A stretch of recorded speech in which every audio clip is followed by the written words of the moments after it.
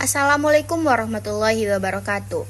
Perkenalkan, kami dari kelompok 7 yang beranggotakan Dea Fitriani, Dea Syahrani, Nadila Lestari, dan Zinky Dwi Aknanta. Baik, kami akan menjelaskan tentang larutan non-elektrolit. Baik, saya akan menjelaskan tentang larutan non-elektrolit.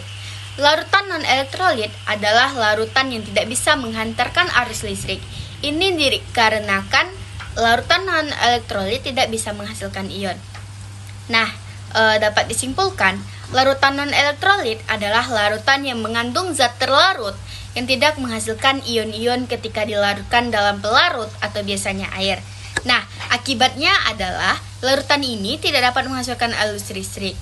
Dalam larutan non-elektrolit, molekul zat terlarut tetap utuh dan tidak terurai menjadi partikel bermuatan. Kemudian, contoh dari zat non-elektrolit adalah gula atau sukrosa, urea, etanol, glukosa, dan metanol. Ketika zat-zat ini dilarutkan dalam air, mereka tetap dalam bentuk molekul netral atau tidak membentuk ion, sehingga larutannya tidak dapat menghantarkan arus listrik.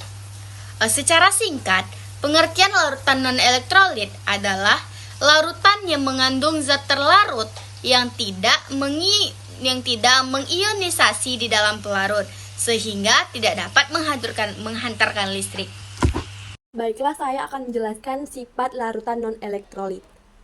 Seperti yang kita ketahui, sifat larutan non-elektrolit ini terbagi menjadi 5 bagian, yaitu yang pertama, tidak dapat menghantarkan arus listrik.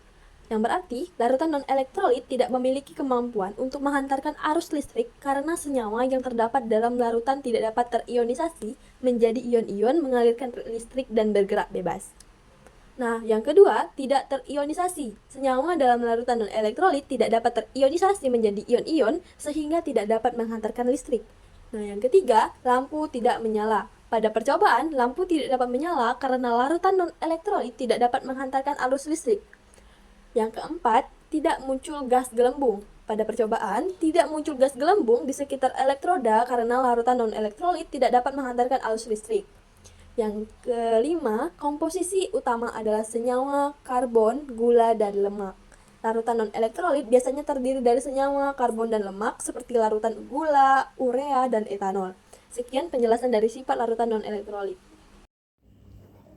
Selanjutnya kita masuk ke sifat koligatif larutan non-elektrolit, yaitu pada tekanan osmosis. Pertama, saya akan menjelaskan dulu pengertian dari osmosis.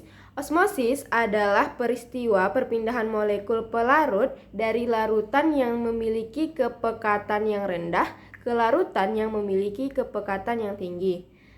Sedangkan tekanan osmosis adalah tekanan yang dibutuhkan untuk mencegah terjadinya osmosis tadi. Selanjutnya yaitu rumus dari tekanan osmosis.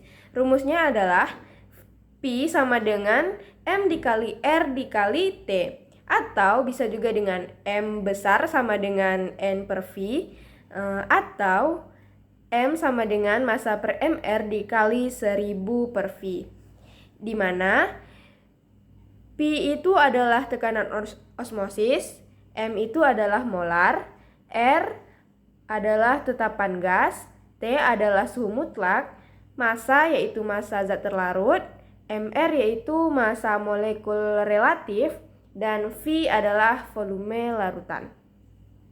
Materi terakhir yaitu adalah perbedaan larutan elektrolit dan larutan non-elektrolit.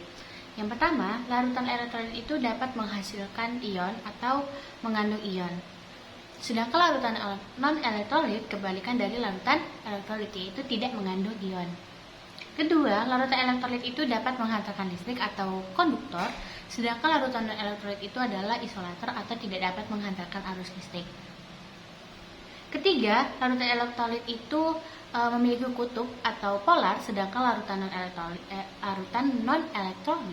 yaitu non-polar tidak memiliki kutub. Keempat, jika dites, larutan elektrolit itu akan menghasilkan gelembung gas dan lampu dapat menyala dengan terang, sedangkan larutan elektrolit tidak menghasilkan gelembung gas dan lampu tidak akan menyala.